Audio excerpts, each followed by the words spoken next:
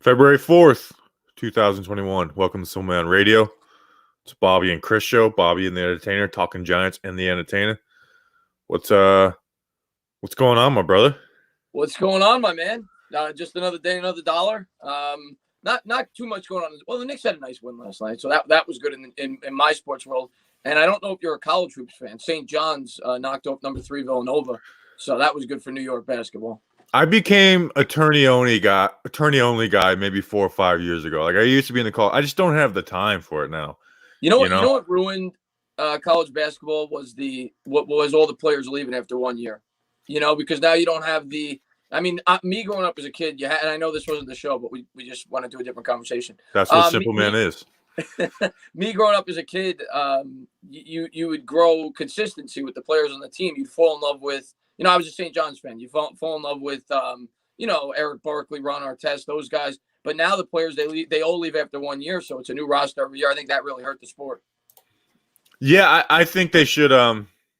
People have talked about either you go straight to the NBA or you have to stay for 2 years or something like that. I like that rule. And you know what? At the same time, I get the NBA wants to see these guys for a year in college, but it's like if they're 18 years old, let them go capitalize on their success. These guys want to take that risk. And you remember before, it wasn't a ton of guys coming straight from high school. A lot of most guys were kind of weary of doing that because then you have a guy like Gerald Green who, it's like he's the top school prospect, but he goes 20th. So yeah, you have the LeBron, the Kobe's, the KGs and stuff, but it wasn't like it was just a full blown the gates were unleashed on high school players. I think what happened was it was almost not common at all. Garnett did it in 95, and then Kobe did it in 96. And then I think a lot of high school kids saw the success that they had. And then there was kind of I forget what year it was, but the Tyson Chandler draft, I think 4 players that went in the top 5 were high school players. And a lot of them were turning out to be busts. I think that's why they made the change.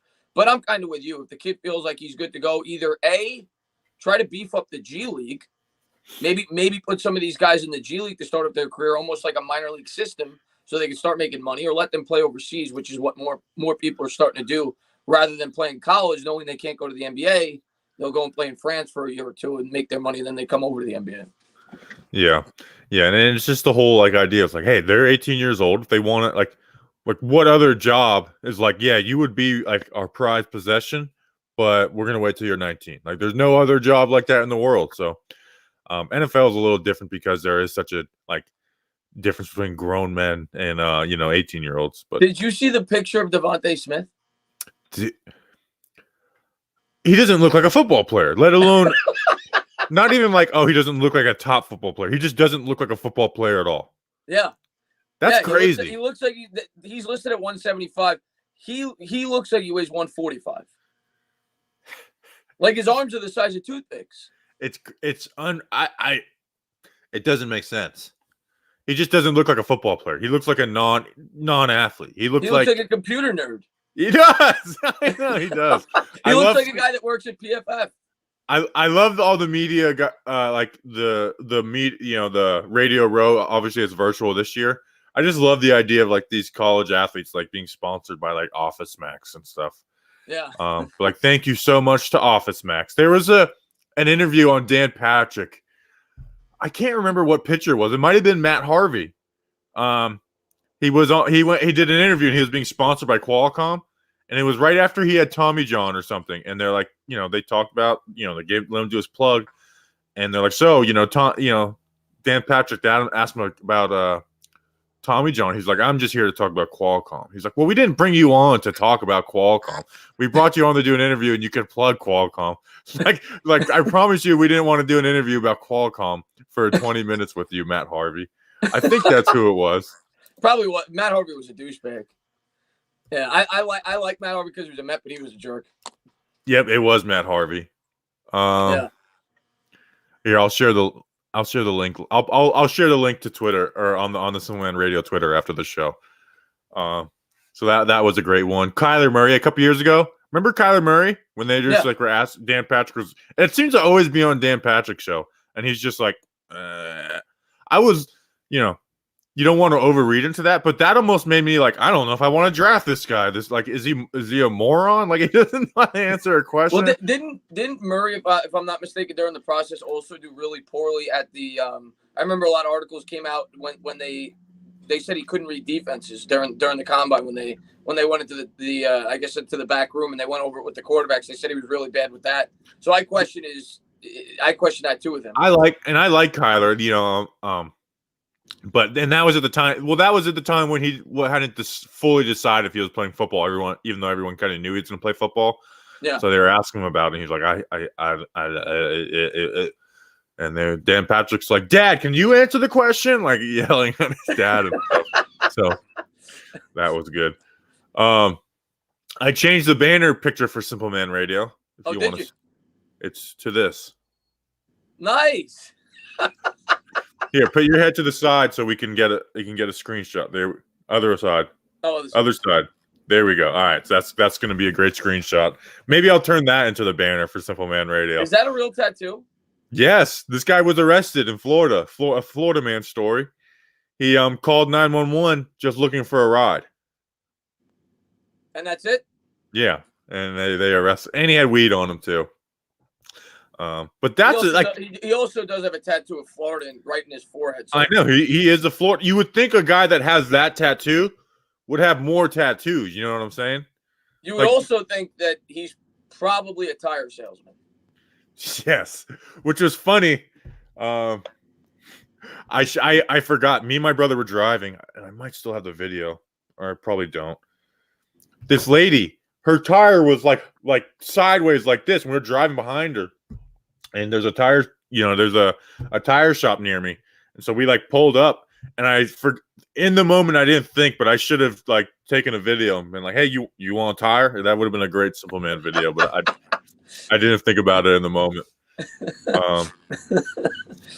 So that's the new banner pick. And then somebody wanted to make this the new banner pick. Simple Jack Radio. Okay.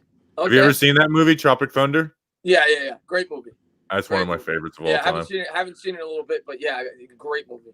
That's a good one. All right, let's talk about some sports though. Let's talk about some sports. And I wanted to bring this up before we get into some Super Bowl talk. Jared Dudley wrote a book about the life in the NBA bubble, and the quote that's making the rounds is, "We hear some of those guys talking about how they're the team to beat in LA." Dudley and co-author Carvel Wallace wrote in their 42-page book. They wrote a book that was 42 pages. That's not a book, dude. That's like a college paper. That's an article. What do you of a book?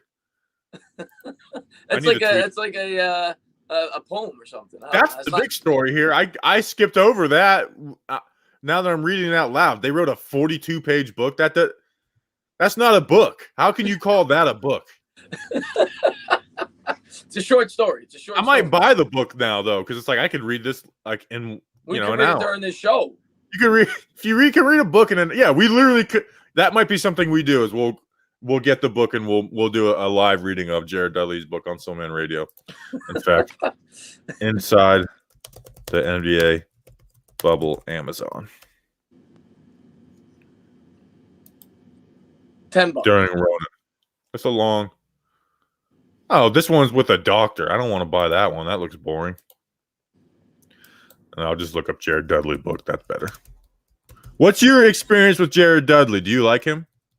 He seems like he's one of those players that's literally played for every team in the NBA. He's been around forever. I remember him back in his college days, actually. That's how old I am. I think he used to play for Boston College, if I'm not mistaken. Yeah, I mean, he's like a poor man's stretch four, maybe. And he just seems to be a guy that just bounces around from team to team to team. Yeah.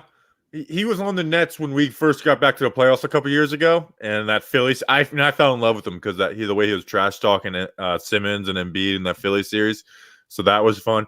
But I like Jared Dudley. He's going to be a coach. I'm fairly confident that Jared Dudley is so? I think might have even said it. He's either going to be coach or media at the end. But those Lakers, LeBron and AD, they all love Dudley. He is a glue guy on that team. Didn't know that. So I like Dudley. But anyways, back to the quote, 42-page book. And I think it's only an online book. I don't think you can get a paper copy, which would make sense because it would be the thinnest book ever. Yeah, it would be like it would literally be like a couple of Post-it notes. And now I'm looking at it. It's talking about the tragic passing of Kobe, George Floyd. Okay, never mind. We're not going to read this book because it's not something to laugh at. Unless we really wanted to screw ourselves. It's fine if Kawhi says stuff like that. Kawhi. He's defending a championship. We don't trip if someone like Patrick Beverley is talking trash. That's how he feeds his family. We get it. We respect the hustle. But we think it's disrespectful for Paul George, who hasn't won, to pit himself on the level of LeBron and Anthony Davis. This motivates us. So I kind of agree. Like, Paul George is a loser. Like, the way he plays in the playoffs, the fact that he ever gave himself the nickname Playoff B is a disgrace. And then for him to trash talk other people. But I'm kind of getting to a point where I feel bad for Paul George because everyone is trashing him now. Yeah. Paul George is a heck of a player, but like you said, come playoff time, he usually shrinks. He should never put himself on the level of Anthony Davis or LeBron James. It's ridiculous. But I don't want Paul George on my team. That's how much he shrinks. Like, I wouldn't want him on my team. You could, like, I would rather get Andre Drummond on the Nets than Paul George. I'd take him on the Knicks. We could use him. Yeah, well, you guys don't have to worry about him shrinking in the playoffs. Yeah, exactly. But no. But all kidding aside, to me that sounds like they're probably using it as. I didn't get to see the exact quotes of what he had to say, but it sounds like they're using that as like back page, fodder to try to motivate themselves because they know them and the Clippers are going to be going at it. And I'll tell you what, I called the Clippers game the other day against the Knicks. That team is really good. They might be in the regular season. Yeah, they're really good in terms of talent. They are really good. On paper, they should. On paper, I would almost like them better than the Lakers last year.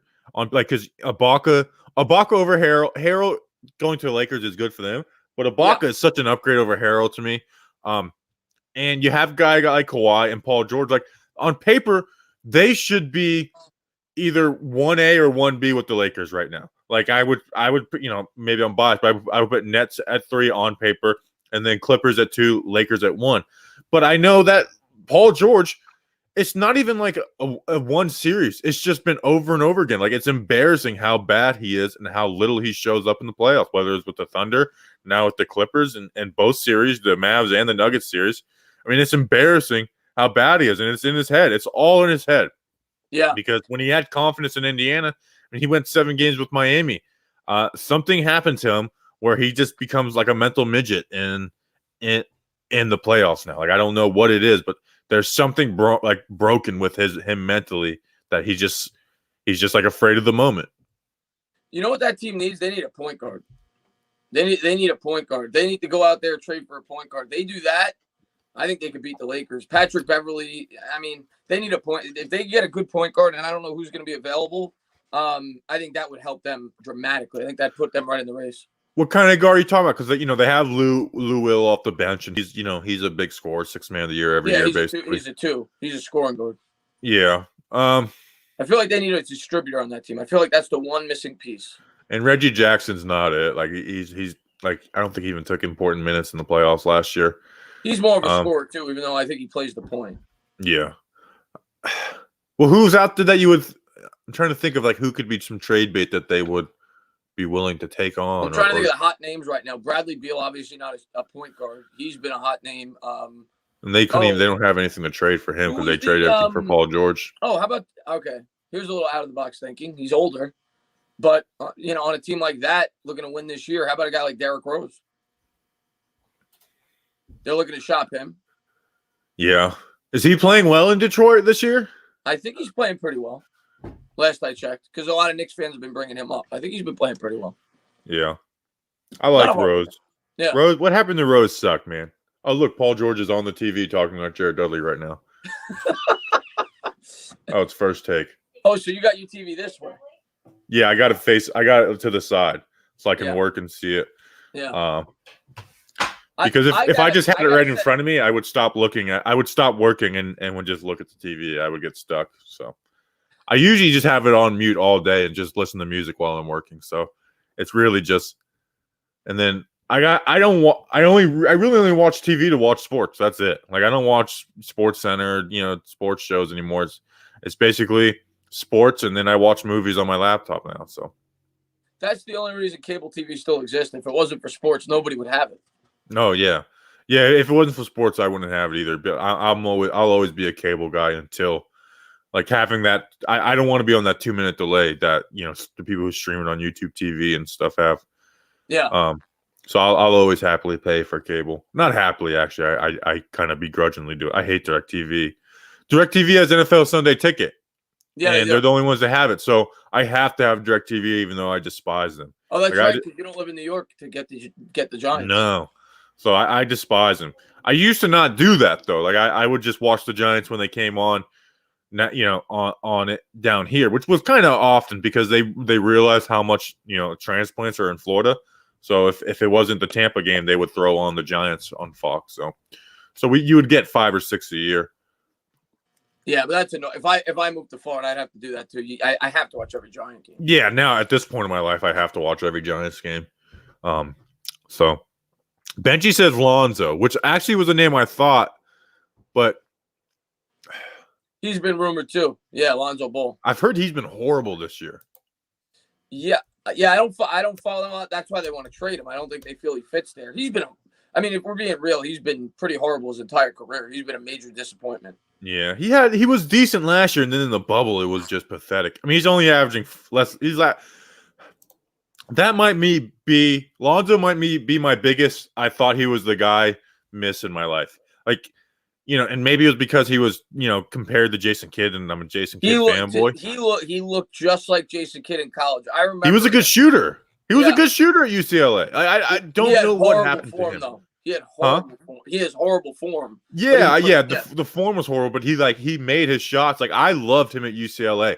I thought he was like, I would have picked him one over, if obviously Fultz. Looking back now, you would still probably take Lonzo over him, even though Fultz has found himself a nice little niche in Orlando.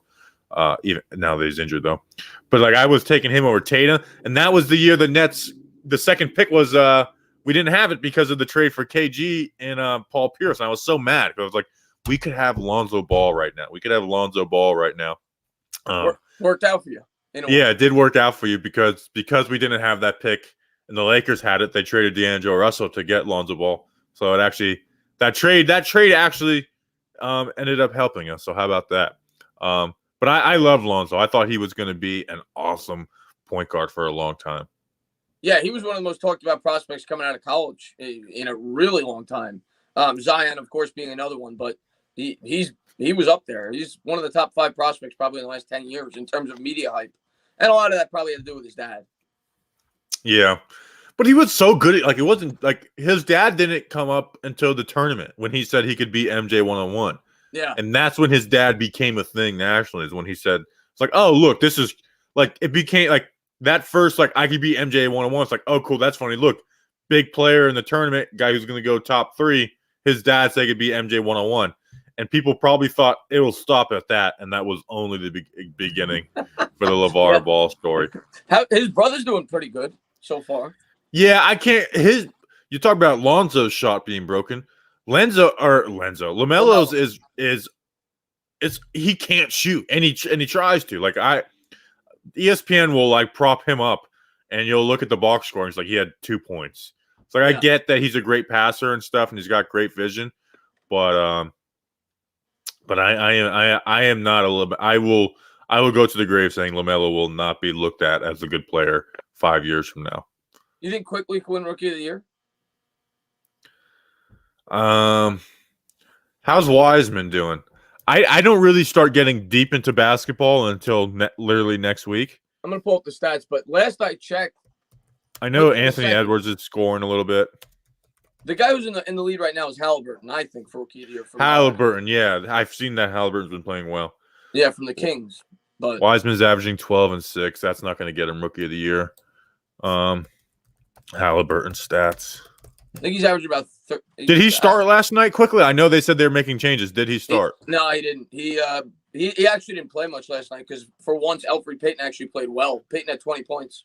So what was the big backcourt change that Tom Thibodeau said he was doing? It was a bullshit account. It turned out I deleted it. It was a Oh, fake okay. All my subscribers were pointing me to it, so I'm like, oh, it's got to be real.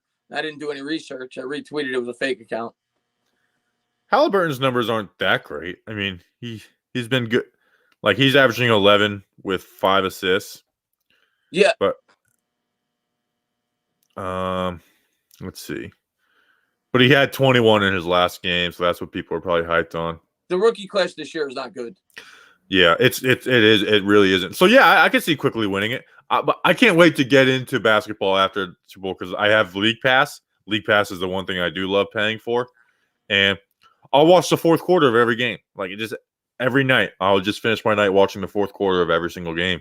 And I feel like that's when you learn about players too. You know, like obviously I'm not going to know the Tyrese Halliburton as someone who watches the Kings quarters 1 through 4. But I feel like you can figure out a basketball team and individual players by just watching the fourth quarter, you know? That's what everybody says about the NBA. And people that can't stand the NBA, they say you can just turn it on in the last 5 minutes. And you'll see my stream numbers. I'll be hovering, between like 300 and 350 throughout the entirety of the game. And then the last 5 minutes of the game, if it's close, it'll balloon up to 700. Because that's all anybody cares about is the last 5 minutes of a basketball game. It's true. Like with the Nets, like I watch the whole Nets games, but I'll be doing work at the same time, and then it's the last 5 minutes I'm like leaned in, like pumping my fist and screaming at Joe Harris for being brain dead on inbound passes, and my brother laughing at me because he likes the Magic. How they do that? Actually, they're not doing well. They're around. The 8 seed, I think, the Magic right now, if I'm not mistaken. Yeah, I feel bad for the Magic because they really are just tapped out right now. I know, like Isaac is obviously out this year, and then Fultz tore his ACL. Yeah, no, they're bad. They're 8-14 right now. You know who's bad? The Heat. The Heat are like in panic mode right now. They are 7-14. I follow some Miami like sports reporters. Especially one. Shout out Will Mansour. He's a Giants fan. I love him. Miami's in panic mode right now. Like they've went from the finals to, I mean, they're 7-14, and I get sometimes you have some slow starts, but 7-14 is embarrassing.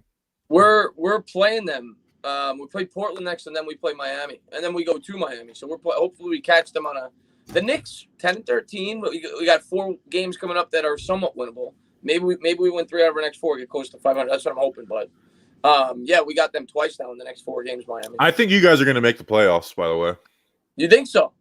I think the Cavs. Right. Okay, so let's look. I'll pull it up right now. Shut up, phone.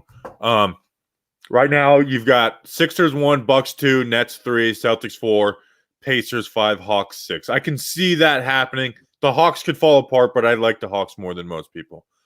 So you got the Cavs at 7, which you guys, and the Hornets at 8. You're a half game behind both those teams.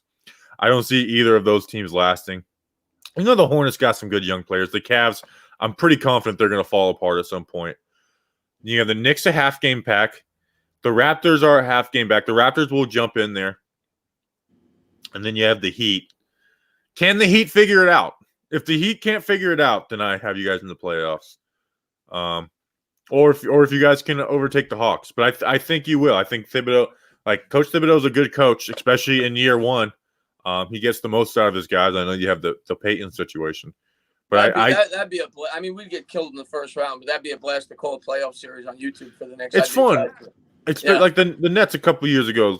It's just good to be back in the playoffs, and you'll probably win the first game because that seems to be the way the first round of the NBA series goes. Is the lower seeds always win game 1, and you get all hyped. You get so hyped up. Like I was like, the Sixers are soft. Like this team can't hang with the Nets. Like they're all mentally soft, and then they won They won the series 4-1.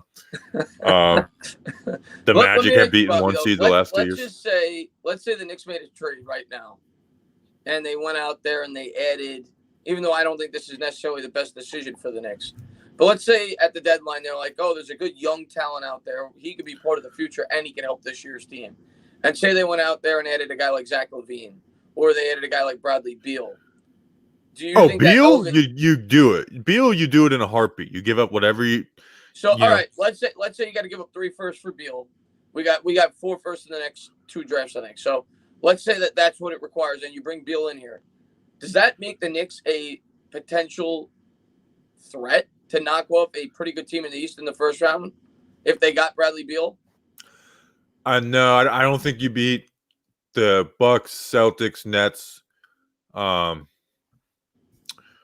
What's the other teams? The Bucks. I don't think you beat the Sixers. Even the Pacers, I think, would be tough. No, I mean, because kind of look at the Wizards right now, which I thought the Wizards with Westbrook would work out a little bit better. But you're gonna have to give up more than 3 firsts. You're gonna have to give up 3 firsts. R.J. Barrett quickly. Yeah, I'm not doing that. I ain't trading R.J. Barrett. Okay. I love R.J. Barrett. I ain't trading R.J. Barrett. I'll give you Mitch in 3 firsts. I ain't giving you R.J. Barrett. Yeah, then you're not gonna get Brad Beal. Then I'll sit on the sideline. Who was the other guy you mentioned?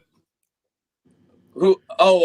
Take on Westbrook. The Knicks should take on Westbrook. No, that guy's a ball hog. Yeah, but Coach Thibs should get the best out of him. Yeah, Levine was the other guy I mentioned. Levine. Yeah. I just don't think you guys have the pieces unless you're trying to get rid of Randall to a playoff team, which a playoff team is not going to give you a guy like Levine or Beal or something. I have the same mentality with the Knicks I do have with the Giants. Don't trade for anybody. Just keep building through the draft. Keep getting picks. Hit on your picks, and then you start to bring in big pieces. That's my mentality. Yeah, you guys just don't have the pieces to trade for one of those guys right now. Yeah. Let's do a little Super Bowl talk. Let's do it. This is what I like about So Men Radio. It's not like, oh, we need to hit the topics. We can just sit here and BS about nothing for a little while. Well, first of all, this guy, did you hear about the haircut with the COVID? The barber got COVID for the Chiefs. You were telling me about it before. I didn't hear about it though.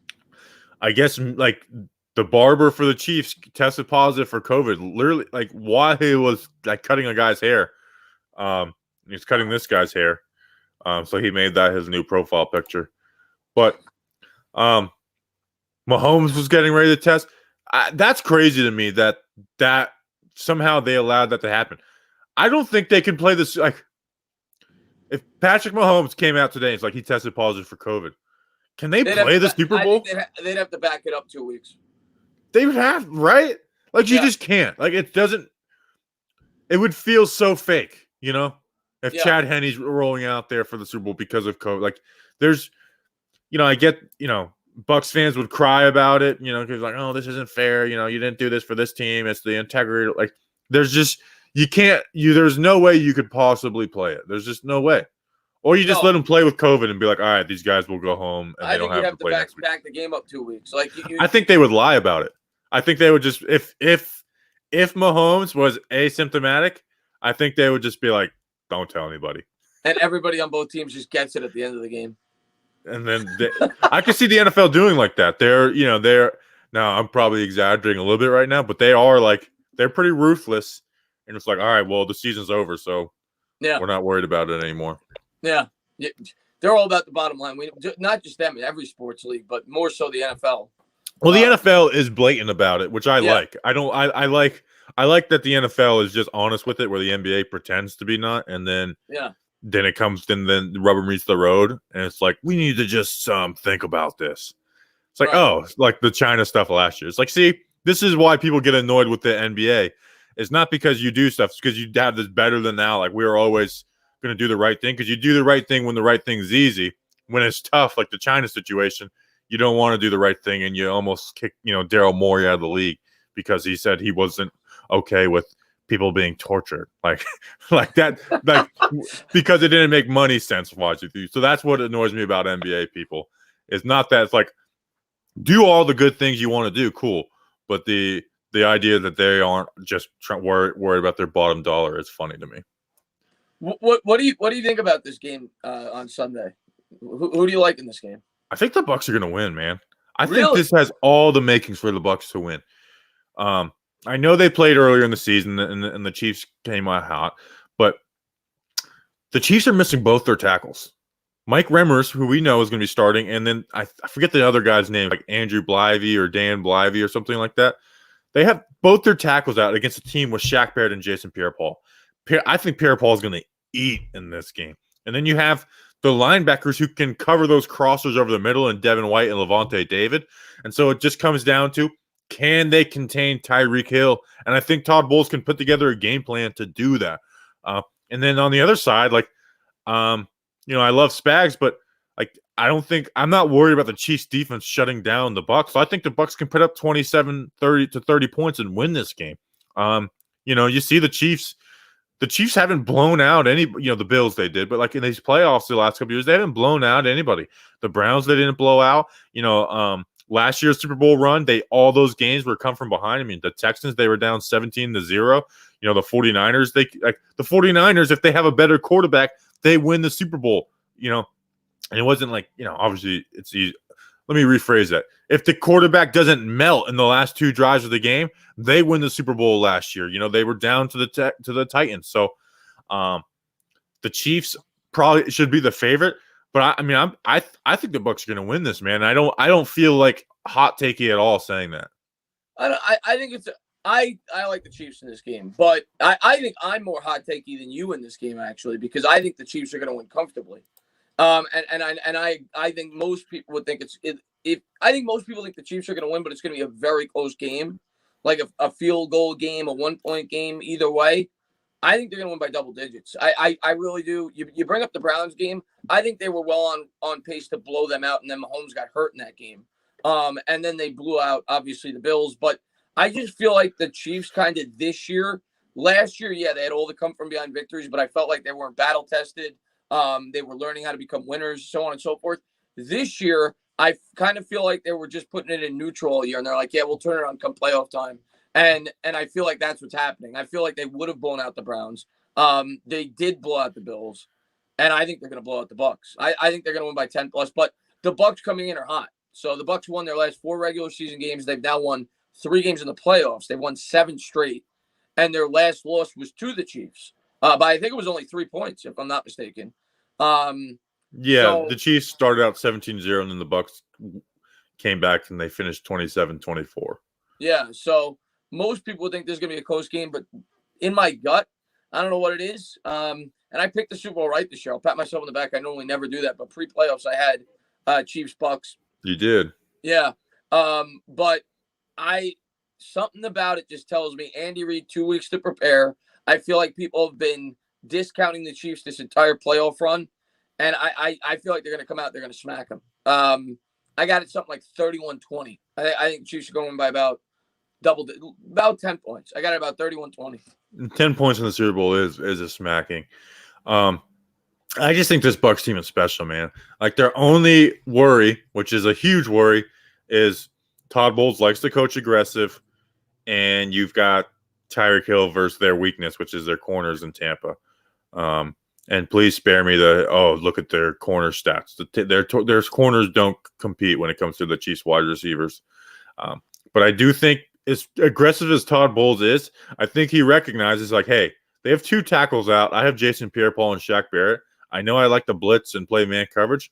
I'm actually going to just see if my front 4 can get there. And kind of have a similar, like. That's what they did against Rodgers. Yeah. Yeah. So I think that's what they're going to try and do. So I just think this Bucs team is like the perfect matchup for the Chiefs. And like I said, I know that the Chiefs blitzed them in the first game, but the Bucs have gotten better since then. So yeah. Who are you rooting for, Jason Pierre-Paul or Coach Spags? I'm rooting for the Chiefs. I'm rooting for the Chiefs. I'm just sick of Brady, so I'm rooting for I know Mahomes won last year, but I've seen enough Brady. I'm pulling for the Chiefs. I want the Chiefs to win. Yeah, I go back and forth. I would say Bucs, like it'd be easy Bucs for me, but then I remembered that I have some friends in Florida that are Bucs fans, and them being champions would be annoying as hell. Yeah. So that is what makes me want the Chiefs to win. It's just like, I don't want you being the one. I don't want you being the guy in our friend group to say you have the most recent Super Bowl. Like, that's me. I'm the like my friends, my close friends are Washington fans, Bucs fans, Raiders fans, and and then like Dolphins and Cowboys fans. So like that's like my friend group. Those are the teams they're fans of. I'm the Giants fan. It's like, hey, listen, I know what it's like to win Super Bowls. I don't know, as long as I can remember. Unlike you guys, like the Bucks. And what's funny is because I have a lot of friends who are Raiders fans, and they played they lost to the Bucks in the Super Bowl. Yeah. But every time they argue, it seems like the Raiders won the Super Bowl because they're so much better at trash talking. So it's like, oh, you won, you stole our coach, and you guys illegally knew our game plan, and so the Bucks fan who won the Super Bowl ends up being mad in that argument. So that Super Bowl was one of the biggest surprises to me ever. Not that the Bucks won, but how much they won by. I thought that was going to be a great Super Bowl. The Raiders were great that year. The Raiders' offense was nuts that year. Like, it was crazy with Gannon. But I know people. There's the Bears. You have some Ravens defense. I think that Bucks defense is the greatest defense of all time. Wow. And I feel pretty confident about that, man. It was a great defense. Yeah, I would put the Ravens defense above it in my lifetime. That Monty Kiffin Tampa 2. You have guys like Warren Sapp in the middle, Simeon Rice on the edge, Derek Brooks, John Lynch, Rondé Barber, Brian Kelly, and then Dexter Jackson, the guy who wins the Super Bowl MVP. I think that Bucks defense was the greatest defense. I mean, it had the best Super Bowl. It was the best defensive Super Bowl appearance probably of all time. You can argue the Bears, and even the Ravens against us. You could argue the Broncos against the Cam Newton and the Panthers. Yeah, but I look at that Broncos team the whole year. It's a great defense. I think it's a notch below like those top defenses. Yeah, they kind of turned it on come playoff time. Yeah, I mean, they were the Giants in 2008. Yeah, so I think that Bucks defense is the greatest defense of all time. And then Brad Johnson up there. It's in the top 5. And they had some weapons on off. Like Brad Johnson wasn't a good QB, but he was capable. You had Keyshawn, Joe Jaravicious. Pittman was a decent running back. All-stop, man. What an all-timer right there. Dilger work done too, right? No, he had left. He was with the Falcons at that point. Oh, he was at the Falcons then. Yeah. Ken Dilger was Ken Dilger was like an all-pro tight end with the Colts, and then went there with Tampa. Which we interviewed him on this show. That Raiders team, though, Gannon was great that year, and they had Tim Brown, Jerry Rice, Charlie Garner at running back. Yeah, they had a really good team. And then the 3 years after that, John Gruden just kept on trading with the Raiders. Like, he traded for Tim Brown, Charlie Garner. But like they kept on swapping players. Sapp goes to the Raiders, and John Gruden ruined that team trying to build his offense instead of just sticking with the guys they had on defense. You think Gruden's going to be a lost cause with the Raiders? They gave him a big contract, and then he made some bold moves to start, and it looked like it was starting to turn the right way, but they fell off again. I don't think he's going to live up to that contract, which it'd be hard for anybody to live up to that contract. But I do think Gruden, what he's doing with the Raiders, building a culture there, moving to Vegas, I think he's got a good a shot to win with that franchise as anybody. And they may be moving on from Carr soon, which I think would, if they can get a guy that Gruden wants, it would be wise. But Gruden, man, I love Gruden. He's one of my favorite coaches of all time, not because he's good. I just love him, because the personality. The personality that Chucky is. But it was comical those last years in Tampa. He was just bringing in every old QB. Like, they traded for Jake Plummer, who says, like, I'm not going to play for you. I will retire. And they're like, nope, still trading for you, and we're going to try and sue you into playing. Jeff Garcia, like, they tried to trade for Brett Favre. They had every single old QB on that team, man. Chris Sims was with them there, which I thought Chris Sims would be pretty good to start. He got hurt. Right? Yeah. Chris Sims got hurt. He was decent his rookie year, and then he got hurt. We beat Garcia in the playoffs. I remember that. That was their last playoff game before this season was Garcia. Really? That was the last time they went to the playoffs? Their last playoff game was a loss to the New York Giants. Eli Manning's first playoff win was the Bucs' last playoff game. Wow. So, I didn't realize that. Wow. Who was the other old QB they had in there? Josh Johnson started some games for them. You know Josh Johnson, the guy who's played for every single team in the NFL? Yep, Josh Johnson. I think he started like a Monday Night Football game for the Bucs. Didn't they also have, maybe not, the guy that was on Washington, Campbell? Campbell? No, I don't think so. I know he went and played for the Raiders. Maybe went to the Raiders. Byron Leftwich was on the team. I don't think he started any games. There was a guy that fell off. I remember people in Jacksonville being mad that they benched Byron Leftwich for David Garrard, or Del Rio benched him, and then that was the year the Jags were good. And when they beat the Steelers in the playoffs that year. Yeah, Garrard was good. He didn't have a lot of touchdowns, but he had like 18 touchdowns, like 3 picks. He was like a game manager. Yeah, he was good for them. I mean, it's crazy how good the Jags were as a like an expansion team. Like they were fighting, like with Coughlin, they were fighting, and Brunell, like they almost went to the Super Bowl a couple times. They went to the AFC Championship game their second year. Them and the Panthers, both of them their second year. Yeah, the Panthers too. That's crazy too. With Collins, they went to the '95 NFC Championship. Yeah, second year. All right, man. That's picks of the day. I'm going Mavs -2.5. I know everyone's hating on Luka and the Mavs right now. They're playing the Warriors. Last week, I don't even remember. Did I win? No, you lost and I won. So you are 3-3-1, I think, and I'm 7-7. I'm on a little bit of a heater. Come back to 500. So, you had the Celtics. I think they lost to the Kings, maybe. Yeah, they did. They lost to the Kings. So everyone's hating on Luka. I think he's going to come out and have a big game, and they're going to beat the Warriors by greater than 2.5 points. I'm picking the Super Bowl.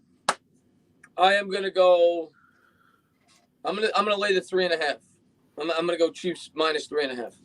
What do you think about? I hate that half point. I hate it. I know. What do you think about them not letting them fire the cannons at the stadium? I didn't even know about that. Yeah, I think Bucs fans should stop crying. It's just not your home game. It's not a home game. But no. Do you think that plays a factor at all? Because this is the first Super Bowl ever that the one of the teams playing in the game is in their home stadium. Do you think that plays a factor at all in this game? I think especially so this year because the Chiefs aren't flying in till tomorrow. Like they don't fly in till tomorrow because of COVID. So I do think being in your home environment, sleeping in your own, I do think that gives the Bucs an advantage over the Chiefs. Or the Chiefs are going to be traveling and all that stuff. So I do think it gives them an advantage. Maybe not the craziest because there's not going to be a ton of Bucs fans there. It's just going to be people who could afford to go, which is basically any fan. That's basically what the Super Bowl is. But yeah, I agree with you. The fact that they're familiar with the environment, they don't have to travel. I think it does give them at least a minor advantage in the traveling game. Sucks, dude. Like who likes traveling and then having to go play a football game and like screw that. So I love it, dude. I love Super Bowl Sunday. It's maybe my favorite day of the year. So I'm looking forward to it. It's my favorite day when the Giants are playing. The memories always pile back up on that day. It's like the intensity of the feeling of this day it's unreal. Like the feeling of going up to the game is crazier than like once you're in the game, you're in the game. But and it's an extra week, so you have 2 weeks to just think about it all day, every day. Oh my God, the Giants are playing in the Super Bowl. Oh when the Giants get back down there, you're coming for the whole week, right? Oh yeah. Okay, so we'll do some stuff like that's a guarantee for us, is we are going to, like, if the Giants ever make the Super Bowl, we will be down there. Maybe we'll do Radio Row, maybe not, but we'll be down there. If the Giants make the Super Bowl, yeah, I don't know if I'll go to the game, but I'll be in the city. No, we're not going to go to the game. We'll cover the game. And plus, it's just so expensive. There's a Saints player I was friendly with, and the year they had the pass interference call, that didn't happen. And 2 or 3 years ago, whatever. Yeah, he had bought tickets, and he texted me. He's like, "You know anybody who wanted to buy these tickets?" Like, he's like $7,000 a pop. I was like, "No, I don't know anybody who would want to buy these tickets." You're out of your mind. You think I know anybody who's willing to buy these tickets for $7,000? Did he end up selling them? I don't know. Not to me, that's for sure. Jesus. Should have told him to somebody on the Rams. I mean, like, dude, the least you could do is buy these tickets from me. It's not hard to resell tickets. You just put it on StubHub or whatever. Yeah. So, but yeah, if the Giants ever go to the Super Bowl, we'll be down there for the week. You'll be down there for the week. We'll do a ton of content. We'll do podcasts every single day. It'll be, oh God, dude. Now I'm thinking about it, and it's gonna be. We're gonna get back there one day. The New York Giants are a franchise that will get back there one day. And it's going to be such a great moment, man. I can't. 2 weeks of nonstop football. We'll just have a live stream for 2 weeks and not end it. You don't understand how much, like, I'm getting emotional right now thinking about that lead up to it, man, and being in that moment. And then you win it. Good Lord. All right, well, we'll save that for when it happens. So just get ready. I hope we got you guys pumped up to go back to the Super Bowl. Next year, guys, we're going to be at the Super Bowl. I love it. We're going to be in Las Vegas. Appreciate you guys. We'll see you tomorrow. It'll be me, Danny, and Snacks. Stay simple.